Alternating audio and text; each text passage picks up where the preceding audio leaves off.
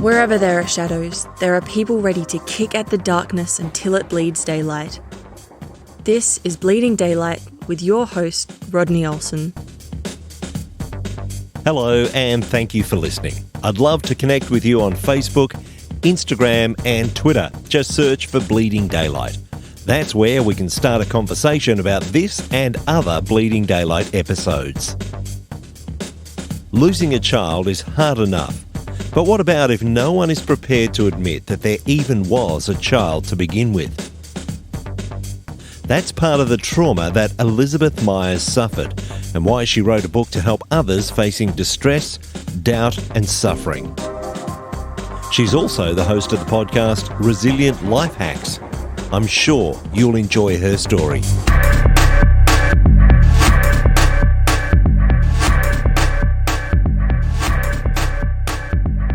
What do you do when your faith and reality collide to leave you broken, discouraged and swimming in doubt? That's what faced Elizabeth Meyers after a tragic event derailed her life and left her searching for true healing. These days, she uses her experiences to reach out to others who find themselves in life's dark nights. Her book, Undefeated, From Trial to Triumph, How to Stop Fighting the Wrong Battles and Start Living Victoriously, tells the story of her journey. I'm so pleased to have her joining me on Bleeding Daylight. Elizabeth, thanks so much for your time. Oh, yes. Thank you for having me and giving me the opportunity to share my story. We're going to talk about a very traumatic event that had a huge effect on you, but I want to take you back before that time. Tell me what life was like leading up to that event.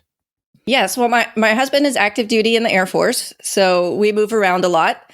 And at the time, just prior to that, we had 5 children.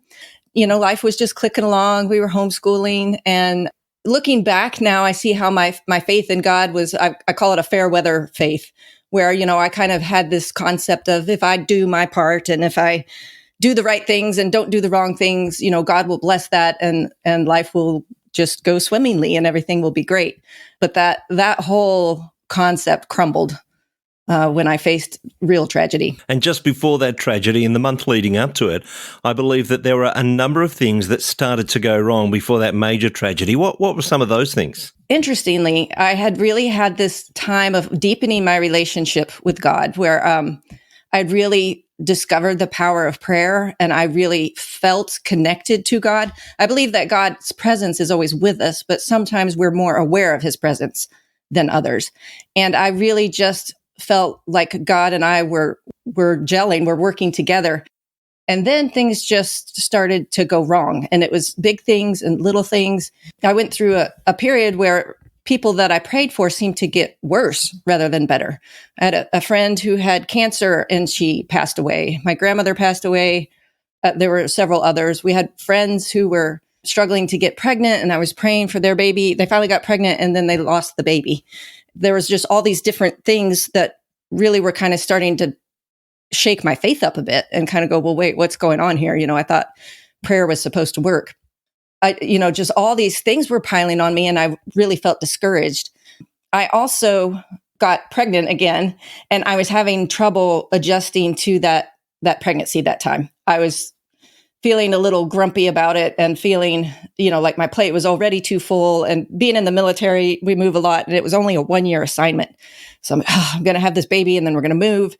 And so I was really just struggling actually with coming to terms with that. I love being a mom and I've loved all my pregnancies, but for whatever reason on that time, I was just really struggling, surrendering my life circumstances to God. It had been a couple months, 3 months, I guess, into the pregnancy. And I had finally kind of surrendered. I'd finally given it over to God and thought, he's got a plan. This is going to be okay. And I started to get excited about this pregnancy. I went in for a checkup and they couldn't find a heartbeat. And so they said, come back tomorrow and we'll do an ultrasound. So I went for 24 hours thinking that my baby might be dead. And I went in the next morning and they did an ultrasound and there he was alive and kicking around. And it was so exciting to me, so thrilling that I got to see him. And I just really was excited for the first time about this pregnancy and about this child and looking forward to that. So it was kind of a journey for me to get to that point, but that's where I was right before this happened. And how many children did you have at this stage? So I had 5 then. This was my 6th pregnancy. So you've got this big family already, and you're having to move around as a military family and all these things, and then things start to go wrong. And then there is that tragedy that I spoke of, and maybe you can talk us through that. So it was Memorial Day weekend, and we had left where we were living in Alabama and gone out to Texas to visit family. I was in a bit of a funk. I was frustrated. I was feeling like God wasn't holding up his end of the bargain for me. Way back when I had felt him tugging at my heart to trust him to plan our family, I felt that he had said to me, it was through a song by Chris Tomlin called More Than Enough, because I felt so inadequate. And I felt like he said to me, I will be more than enough for you. But I was just in this discouraged place. And I thought, man, God, you're not holding up your end of the bargain. You know, I'm trusting you with my family, but this is overwhelming to me, and you're not being my more than enough. I cringe, and it's heartbreaking now to confess this, but I said to him, you know, if you're not going to hold up your end of the bargain, I want out of this deal. And that night I started spotting. And so I was up all night. You know, I prayed, and I was like, oh God, this is not what I meant. You know, I don't want to lose this child. I've finally just accepted that I want this child. You know, I love this baby. So I stayed up praying all night. And I thought to myself, I prayed kind of 3 things. I said, Lord, not this. You know, I don't want to lose my baby. And then I said, you know, if it has to be this, just not here. Let me get back home. You know, we were on vacation. We were away from home. And then I prayed, you know, if it has to be here, then not now, not today, because I was going to see a bunch of my cousins that I hadn't seen in forever. And I was really looking forward to spending time with them again. I'm like, this is like the worst day to have to deal with tragedy. And God answered all 3 of my prayers with a resounding no. Early in the morning, I woke up and I told my husband what had been going on. You know, I'd been cramping all night, and he put his hand on my belly and he prayed for our child. And his final words of the ending of the prayer were, Lord, we surrender this child to you. And at that point, my water broke.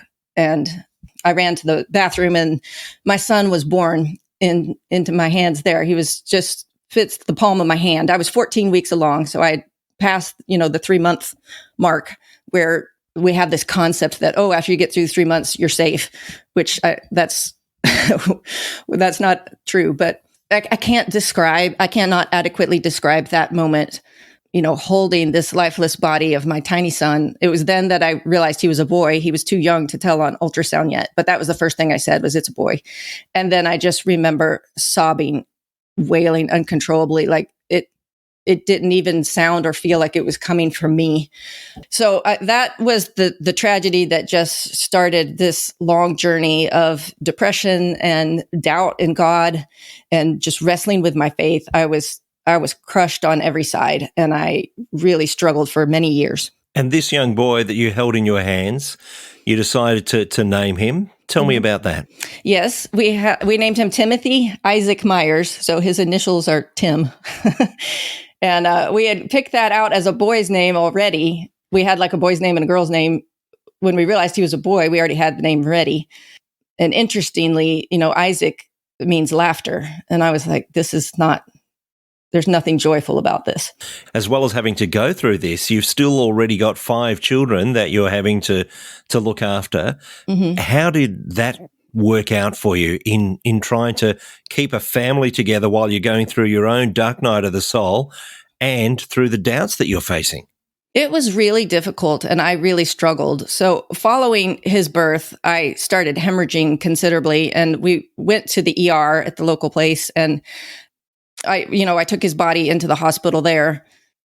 So some of my bitterness afterwards was towards the medical people that we encountered. Because he was less than 20 weeks old, they didn't really consider him a human life. I really felt that in order to protect another woman's right to choose, I was denied my right to grieve my son that I loved. They called him the products of conception. They would not give me his body back to bury him. So I was not able to have any kind of funeral or memorial service or anything because he's less than 20 weeks and he weighed less than, I don't remember what the number is. They wouldn't issue a death certificate, because if you administer a death certificate, then that means you have to admit that there was a life there that died. that really left a big emotional wound in me. And then with all the bleeding, I wound up having to have surgery a week later after we got back home. My husband rushed me to the ER because it was just hemorrhaging uncontrollably, and I had to have surgery to stop the bleeding and everything. So physically, I was very anemic and very weak. They opted not to do a blood transfusion, but I was kind of right on the borderline of where you would need one. And they told me it would take about 3 months to regrow my blood and to feel healthy and normal again. But 3 months came and went, and I still felt horrible, and I went to the doctor and I'm like, something's not right. And they run their tests and they're like, oh, your iron levels are fine. You're good. You've just been through a traumatic thing. And I'm like, I really do not feel well. And they said, well, your body has to readjust to what's just happened. So if you still feel bad in a year, come back then and talk to us. I was like, oh my goodness. A year? Yeah, a year.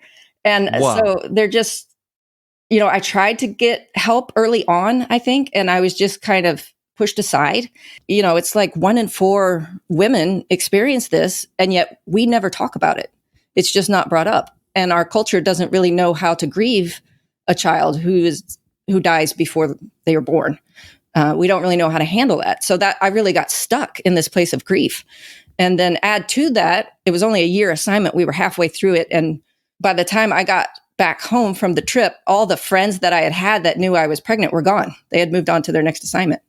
And we waited like a month, and then a whole new class came in of new people, and trying to meet new people when you're going through this kind of grief was so, so difficult.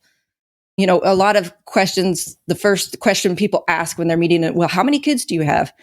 And I could not answer that question because I felt like, the obvious answer would be 5 because that's how many living children I had there. But when I said that, I felt like I was denying Timothy's existence, which is just what I felt like the medical community had done to me. And I felt like that was dishonoring my son. And so I wanted to say, I have 6, but 1 just passed away. But you say that and people go, oh, and they kind of just move on. To sum up, I was physically weak and not doing well. I was emotionally stuck in this place of grief and without close friendships at that point in my life. I've since thought, we've been to other assignments in other places, and I was like, if this had happened to me here, I would have had so much support. But I just because of the circumstances of my life, I didn't at that time. Physically and emotionally, mentally, I just fell into really, really negative thinking about everything. And spiritually, I started to doubt everything that I believed. So your original question was asking about keeping the family going during this time. And it was hard because I couldn't keep myself going. I'm like, how am I supposed to serve and minister my kids when I'm barely functioning? And the difficulty that I had was I felt, in order to kind of heal and move on mentally and emotionally, I needed to get up and re-engage in life and, invest myself in the children that I have here on earth.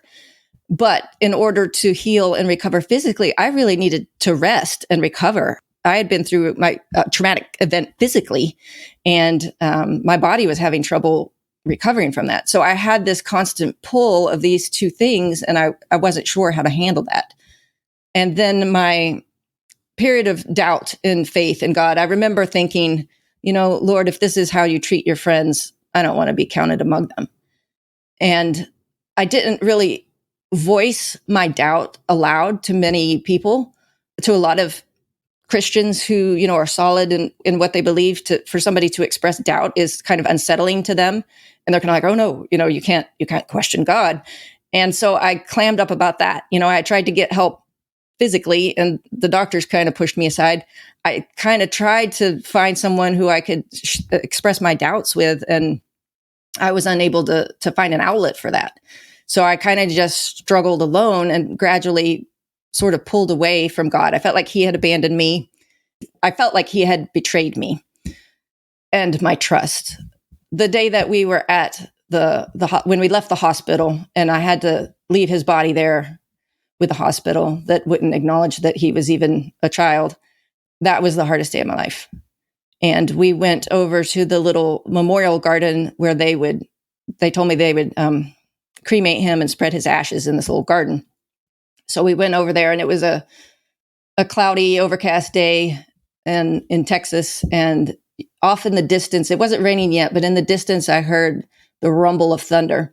And I just kind of felt in my spirit, like God said, I am with you. And that there was that brief moment of comfort. And then I did not hear from God for years. He went radio silent. And as much as I pled and begged and cried out and said, help me, change me, help me overcome this. And I just felt like all I got was silence. And that was crushing to me. During this time, I'm struggling with all these doubts and things on the inside, but I continued to teach my children the biblical faith that I had known and studied for years. And I continued on in that. Somewhere in the back of my mind, I was aware of the fact that I'm going through a hard time right now. And I'm not really fully convinced that God is real and that his word is true right now. But in the back of my mind, I'm like, I think I'm probably wrong. And I don't want to confuse my kids. So I kept kind of going through the motions. We kept going to church all the time. Outwardly, I was still doing all the things, but inwardly, it just felt like emptiness. And, I'd read in my Bible about these rosy promises of God, or somebody would give a sermon on it. And I'm like, yeah, that sounds great, but that doesn't work for me. It says he'll protect you. He won't let your foot slip. The plague will not come near your tent. You don't need to be afraid. And I just felt like all of those were not true in my case. So I wondered, is God angry with me? Is he upset? Have I sinned? I just went through everything. And I really just wrestled with that whole concept that everybody has wrestled with probably at some point, and is the age-old thing of how can a good, all-powerful God allow this depth of suffering? And it was not just my own, but even as I look around to other people around me, or even, things you hear on the news, and I just got very discouraged about how can God step back and let these things happen? You mentioned there that you continued to teach your faith to the children. I'm wondering also, how did you talk to them about their brother Timothy? How did you talk to them about this brother that they had lost? It was difficult. They were all so young. And so I wasn't sure how much to share. And I didn't really know how much they would understand. So the morning it happened, we gathered all the kids together and we told them that we had lost the baby and that we had named him Timothy. The kids were always kind of included in the pregnancies, when we talked about the baby and mommy's belly and all that. So they knew all that was going on.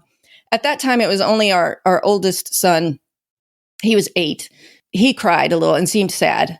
The others didn't really seem to get it. And so they kind of appeared to move on. But late after we left that assignment and moved to the next place, my daughter, who was 6 when it happened, began to struggle with it a little bit. And she, at that time, in the years to follow, she was really the only one that kind of appeared to be going through a grieving process as well. She didn't tell me about it. She told her Sunday school teacher at church, and the Sunday school teacher kind of pulled me aside. And this was we were at a brand new church. We had just moved there. So I felt a little bit like I had dropped the ball, that she wouldn't come to me, but that she went to this person that we don't know very well. But I was grateful that this teacher, she felt safe with this teacher, and the teacher was very compassionate and very tender with both of us. And, I think it was just one of those God moments where God puts just the right person in your path at just the right time. The next youngest one down was 4. So he, it just didn't make a big impact on them. Our youngest was like 18 months at the time. So she was kind of oblivious to all of that. But over the years, we have talked to them about it. They're aware of where Timothy falls in the lineup. We went on to have 3 more rainbow babies after him. So, they know that Timothy's, for these younger ones, is their older brother that they've never met. You mentioned that the medical authorities would not say that Timothy was actually a human. Mm-hmm. That he had never actually become a baby. Mm-hmm. And yet we know that that's not the case. Mm-hmm. I'm wondering if you encounter that outside. And also there's this thought for some people that if you have children after you've lost a baby, well, they're a replacement. Mm-hmm. And I'm sure that must hurt as well. Have you come up against that attitude? Yes, and there's a lot of misunderstandings about losing a child during pregnancy. And not every woman responds to it the same way. I've talked to women who have had early miscarriages and they didn't go through the level of grief that I did. So there's certainly freedom for everybody to respond to a situation in their own way. But I think it's healthy for us to honor different people's reactions to things, whether they're reacting the way we would or not. I felt in my heart, in my experience, I bond with the child immediately. And I felt the same as if I had lost any of my other children. To me, there was no difference, except that I didn't have any happy memories to hang on to with this child. I had no pictures I have one little fuzzy ultrasound picture of that one day. I was so grateful after the fact that they had not heard his heartbeat, so that they made me come back and take an ultrasound. And I saw him. That's the only time I saw him alive. And I have a little fuzzy picture of that. That's all I have. And I'm so grateful for that. I don't have memories of him. Nobody else has memories of him. When a loved one passes away, it's comforting to hear other people say that name or talk about what they liked about that person or happy memories that they have. I have none of that. It's just me. I'm the only one that remembers Timothy. So that's really hard. And then to kind of be dismissed by some people, they say, oh, just have another one. Like you said, like that would replace it. Or people who will say, oh, well, it's a good thing you weren't further along. Or there's this concept that the younger the child is before pregnancy, the less you grieve if they pass away. We don't have that concept after birth. If you lose a 3-year-old child, nobody says to you, well, at least your child wasn't 5 years old. But we do that in pregnancy. It's like, for some reason, if you had a child, if you miscarried or had a stillbirth later, then somehow in our mind, that's worse than if it happened earlier. Everybody's situation, again, is different. I think a lot of times how these things happen, as I've spoken with other women who have had similar experiences, is they go to the doctor and there's no heartbeat. And that's where their tragic moment is. The way that mine happened was very trauma inducing to me, that he was actually born, that I held him. And so I think that just seared a lot more on my emotions, and I could not process them. I had no way. Like I said, there was no burial, there was no memorial service. The chaplain at the hospital told me that they would spread his ashes in the garden and that I could come back for this service that they did once a quarter. So I called back later. I was going to drive back out to Texas to go to this memorial service. And they said, oh, we've already done that. We don't allow parents to come because there's just too many diverse religious expectations to cover. So it's just the nurses and the doctors that were a part of that pregnancy, they come in honor of that. And I was thinking, I didn't have a doctor that was, responsible for me and my son, or that cares anything about. I came in from out of town into the ER. So they cremated my son and spread his ashes in this garden, and nobody was there to represent him. I didn't even know what day they did it. They didn't notify me. I had no thing that I could do to process the grief. Nobody that I felt that I could talk to. I did reach out to one woman I knew she had lost a baby full term. And so I told her what happened, expecting to have some sort of bond and understanding from her. And she said to me, she's like, yeah, I had an early miscarriage and the stillbirth. She goes, they're nothing the same. It's not even close. She even dismissed me. No, what you experienced is nothing. Just move on. It would often replay in my head that day, and I would kind of come to and realize I don't know what just happened in the last few minutes or hour of my life because I was reliving my past. So I just really struggled with the fact that nobody would validate or acknowledge my grief. And it was so overwhelming. And everybody kept telling me, you just need to move on. You're overreacting. And I just couldn't accept that. And then the one place where I felt like I should be able to go is to God. And I felt like he was being silent and he was turning his back on me too. So I just really got stuck. For 5 years, I was stuck in this place of depression. And I wasn't seeking any treatment for it at the time, because early on I had gone to the doctor and they're like, you're fine. So I gave up asking for help. I just withdrew into myself and I quit trying to find a solution. How did you start to emerge from that? You say that went on for about 5 years. You didn't hear from God. You didn't have anyone who could grieve alongside you. How did you start to emerge from that? So in that 5 years, when I struggled with depression, during that time, as I said, we had 3 more children and we did 3 more military moves. So life was just going along, and I was very busy, and I was I guess you might call it a high functioning depressed person. I put a smile on the outside. I'm fine. Everything's great. And I continued to just kind of go through the motions. But on the inside, I just felt like I was carrying this heavy, heavy burden. And I couldn't figure out how to set it down. People in general don't like to change. It's difficult, and we kind of like to stay in our little ruts. But I believe that people are motivated to change when the pain of staying the way you are exceeds the pain that's required to make a change. And I got to that point in my life where I just was fed up. I'm like, I cannot do this anymore. I can't have this double life of being fine on the outside and struggling so hard on the inside. I could not figure out like what my root core problem was. I was like, am I depressed because I'm so tired all the time that I can't get things done and I'm demotivated? Or am I exhausted because I'm depressed and that's a symptom of that? Or, is there something physical going on in my body? Or is all of this just a big mess because I failed to trust God and this is the punishment I get? Or I couldn't figure out where the root of the problem was. So I decided, you know what? I'm not going to waste any more time trying to figure out the root. I'm just going to attack this on all four fronts. That's how it worked in my, we're a military family. So I'm thinking I'm going to attack this on four fronts. So spiritually, physically, mentally, emotionally. I took deliberate action on all four of those areas and nothing happened right away. There's no there's the point where my life fell apart. I cannot point to a point where it came back together. It was so gradual. It was imperceptible from one day to the next, but gradually over time, and it took about another 5 years, I think, God just led me through that and helped me heal in all of those ways.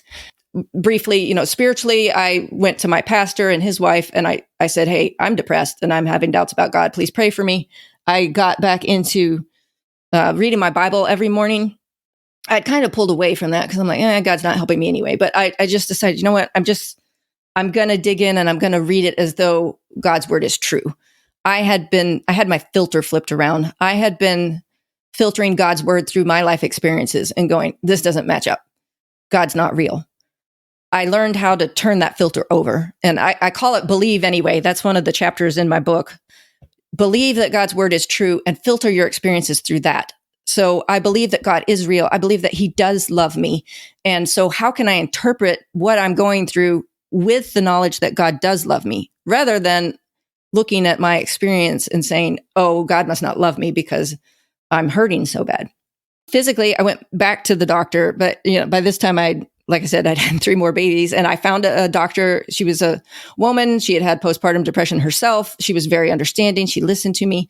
And so she helped me get onto a safe antidepressant that I could take while I was nursing my youngest baby. I had listened to so many sermons and stuff where like a pill doesn't fix it. And that's true.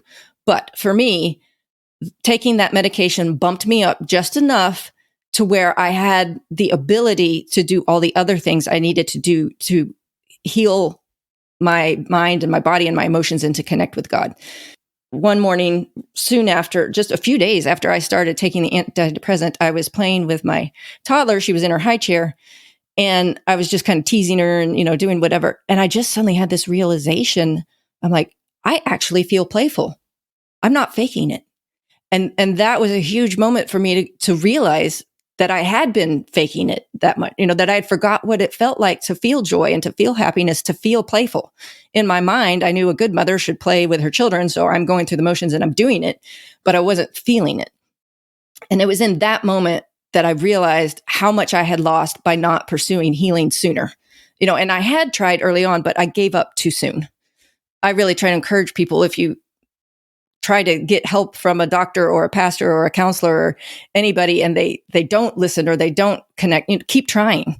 Unfortunately, sometimes we have to go through several people before we find the one that will help us. But so I got that help physically, and I changed my diet somewhat, and I started exercising, which was huge for me. Exercising is great for depression and anxiety, but I needed that little boost to be able to get out of bed and go to the gym. I changed the way I think. I realized I don't have to accept every thought that pops into my head. I can consider some thoughts and go, you know what? That's not actually true. So when the thought pops up of God doesn't care about you, I go, you know what? That's not true. God's word says that he does care about me. And to fight against those negative thoughts was huge for me. And then finally, with emotionally, just going through that process of grieving, I went to a counselor. I got help with that, professional help. I had resisted that for a long time because I resented the idea of I have to pay someone to listen to me. But it was very helpful. And now I encourage everybody. I'm like, I think everybody needs counseling. We all go through stuff. We all have issues. We're all broken, all in different ways. But I think it should be more like the dentist, where we just go in for a checkup every so often and kind of just help recage our thinking. And so I was able to go through the process of grieving more with her and get validation for the feelings that I was having. And now that I was on this medication, I could process that a little better. So I attacked my problem on all 4 of those areas. And it was just very gradually, baby steps at a time. I just continued to improve. And my counselor had told me, because I had big ups and downs. I wasn't depressed all the time. And when I was not depressed, I'm like, what was I so upset about? And then when I was depressed, I was like, why did I ever think that life was hopeful? So she told me to write a letter to my depressed self when I was not feeling depressed. So I started journaling during my quiet time in the morning, and I got about 3/4 of the way through the first notebook. And I thought, I think I'm writing a book. I decided in my mind, I'm like, yeah, everything that God has taught me, it's taken me almost 10 years to learn all this stuff. I'm like, I really want to give somebody else the shortcut. And if there's other people out there who feel alone, who feel like nobody's listening to them, or who maybe they have doubts about God and they have nowhere to express that, I'm like, I don't want those people to feel as alone as I did in those years. I want to say, hey, this is okay. God's a big boy. He can handle our questions. It's okay if you're seeking and saying, I don't understand this, God. There's plenty of examples in the Bible where people did just that, and God embraced them even in their doubt. So I thought, well, I'm going to write a book to share this message with other people. It's called Undefeated, From Trial to Triumph, about living a victorious life, even in the midst of suffering and pain. There were so many times during the process of writing that book in those 3 years where I was just literally in tears going, who am I to write a book called Undefeated when I feel so defeated some days? It's just very powerful to see how God uses us in our brokenness and our weakness. That's when he shines, and then we don't get the credit for it. We don't get the glory for it. He gets the glory because I know it wasn't me. It was him working through me. On my own, I was just a mess and not helpful to anyone. Like I said earlier, God can redeem anything that we surrender to him, and he can work that out for good. Part of the spiritual key that you talk about there is being able to go to that pastor and to say, I am doubting whether God even exists or whether he cares for me. Do you think that sometimes in church circles we're so busy talking about this victorious life and that everything has to be great that we don't actually get to be real with others, and in turn, we don't get the opportunity to be real with ourselves? Yes. I think you've hit that on the head. We do a disservice to ourselves when we don't allow real, authentic faith with that mixture of, I do believe, help me overcome my unbelief. When we have this atmosphere of, oh, you have to believe everything just the way I do, or you're not a good Christian, that doesn't serve any of the people in the church, and it doesn't honor God. As you look through the scriptures, he welcomed and invited people to ask questions, to wrestle with him over hard things, to have a back and forth. We're supposed to have a two-way conversation and relationship with God. And he is so much bigger than all of our doubts and questions and fears. And it's not blasphemous to say, hey, God, I don't get this. This is not making sense to me. I eventually came to the point in my life where I decided that I don't want a God that I can understand. I want a God that I can trust, even when I don't understand. Because if there was a God that was small enough for my little finite brain to understand, then he wouldn't be worthy of my worship.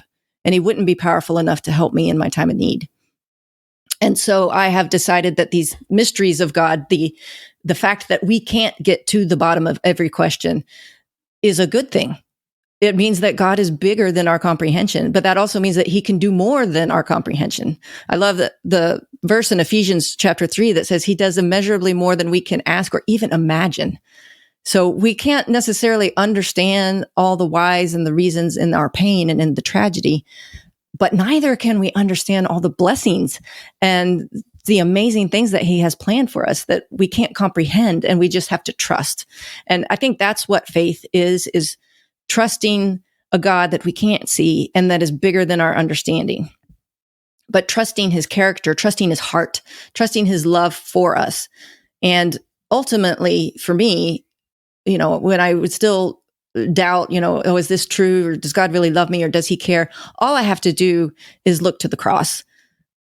If God was willing to sacrifice himself, his own son for us, won't he give us everything else that we need? Won't he provide for us in every other way? And so when I have doubts now, I look to Jesus and I go, God loves me because of what he did for me, for all of us. You mentioned before that you wrote the book hoping that would be a shortcut for some people. Yeah. I'm wondering what sort of feedback you've had from some of those people that have read the book and it's been that shortcut for them. It's been that opportunity to start their own journey towards healing. Yeah, I always love hearing back from readers. And I feel like because I was, very open, especially in the first chapter about all these things I've shared with you, this is where I was. This is how I was angry and hurt and I felt betrayed by God. Then a lot of people are willing to write back to me and open up about their struggles. One of the stories that a reader shared with me that most touched my heart was about a year or so ago. The past couple of years, I've been going through some health challenges. I have some kind of autoimmune type thing that doctors can't figure out. So I've just been dealing with a lot of stuff. And there were several days where I was so exhausted. I just lay on the couch and I would do nothing. And I've been trying to write my second book. I'm very close to getting that one finished. It talks about how to strengthen your life in these areas that I talked about. I felt so discouraged because I'm supposed to be writing this book and I can't get my body up off the couch. A lady who had been at a women's retreat where I spoke on the topic of the book wrote me several months later and said she had given the book to her grandmother who was in a assisted living facility, and she had just lost her husband and she had gone through several her health was bad. So she was just really in a tough spot. And she said she read the book and it encouraged her so much. And so this 86-year-old woman was just going around praying with all the other people in her facility and ministering to them and sharing God with them. And she said she felt like she had a renewed purpose in her life, that God wasn't done with her yet, that she could go around and tell other people how God could help them in the midst of their trial. And I was so moved by that here I am laying on the couch and I can't get up. And yet God is using the message that he had me write, and he's still working. Even when I can't get off the couch, God's not laying on the couch. He's still out there doing stuff. And that was just so encouraging to me that I don't have to be strong all the time. I don't have to feel well all the time or, hit the ball out of the park all the time. I just need to be faithful in the little steps each day. And God does the rest. He takes care of all that. A big part of your story is those people who have finished their time on a particular assignment and they move on, and you have to make friends with the new people and then you move on. Mm-hmm. And there's this real transience amongst the people that you're trying to connect with. And even within the church of not being able to share those doubts initially. Mm-hmm. And I'm wondering if that's why you've put so much effort into your website, because you have created a place there that for people just like yourself who don't have someone to go to, that they can actually interact directly with you there and be able to find that person to talk to. Yes, that is huge. The tool that we have right now of the connectedness and the internet and all these tools that we have available are such a asset that we have to connect with others and to share God's message of hope with other people. At the point when I was writing the book and I was trying to think, what am I going to do? And I realized I need to do something that is mobile. My husband has to move every few years because of his work, but work on the internet I can keep doing no matter where I am. I can do it from my laptop at home, wherever home happens to be that particular day. I don't have to keep starting over with a new set of people. The readers that I have and the people who are on my email list that I chat with, they stay the same. And it doesn't matter to them where I'm writing from. I will definitely put some links to the website in the show notes at bleedingdaylight.net so that people can get in touch with you and see all the resources that you have there on your website. But for those who are listening, where is the easiest place to get in touch with you? So my website is just my name, elizabethmyers.me. And on there is a contact page where you can just message me straight through there. Or you can just send an email direct to, it's hi, H-I, at elizabethmyers.me. And I do have a bunch of free downloadable resources that people can have there. And for podcast listeners in particular, I offer a free PDF version of my book that you can download and get the whole thing for free that way. When your time on earth finishes and you get to see Timothy face to face, what do you think that's going to be like? I have tried to imagine that so many times. And it's that song of like, I can only imagine. I don't know. But I do know that heaven seems like a sweeter place because he's there to me. Beforehand, before I lost him, people would talk about eternity and heaven. And I'm going to just be honest with you. It sounded boring to me. I'm like, I've got things I want to do here on this earth. I don't know that I'm like eager to get to heaven. But after he passed away, all that changed. I was not so enamored with this earth. I just saw tragedy everywhere I looked. And I had a deep desire to be with my son, which I can't fully explain. It wasn't necessarily that I wanted to be dead, but I just wanted to be where he was. And he was with Jesus. And I thought life would be much better with Jesus than it is here. So now there's this attraction more so to heaven for me. It doesn't seem like a boring place anymore. It seems, a wonderful place where there's no crying, where we're reunited with people. There's healing.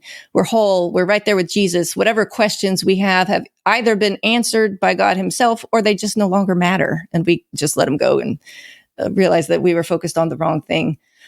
I mean, first of all, we see Jesus face to face. I just can't even imagine that. And then to get to, I don't know, do we hug in heaven when they get to hug him and hold him? And, I don't know. But it is fun to imagine that, and the confidence and the assurance that he is there and that he's safe and that his life is better there than the one that I could have given him. Elizabeth, it has been a delight to chat to you, to hear some of your story, to hear about the story of Timothy and his life and the way that he is drawing people to Jesus through his story and your telling of it. So I want to say thank you for your time today. Thank you for having me. Thank you for allowing me to share what's on my heart. Thank you for listening to Bleeding Daylight. Please help us to shine more light into the darkness by sharing this episode with others. For further details and more episodes, please visit bleedingdaylight.net.